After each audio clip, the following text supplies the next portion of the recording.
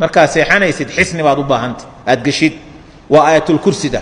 aayatulkursida qofka akhriya wuxuu nebigu yidhi man qara'ahaa idaa awaa ilaa firaashihi qofka akhriya markuu meeshii uu seexan lahaa yimaado lam yazal calayhi min allaahi xaafid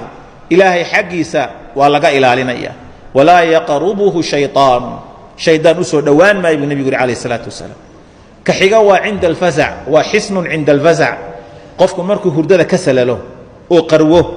oo hurdadiisa qarow iyo salal iyo waxay ku jiraan haddii citaa carruurtu ay sasto xisni baa nebigu inoo sameeyey wuxuu nebigu sal alla alay wasalam dadka bari jiray erayada acuudu bikalimaati illaahi taamah min qadabihi wa ciqaabih wa shari cibaadih wa min hamazaati الشhayaaiini wa an yaxduruun ducadaasaa ilmihii loo akhrinaya hadday gabar tahay acuuduki hadduu wiil yahay acuuduka aanu akhrin karayn haddii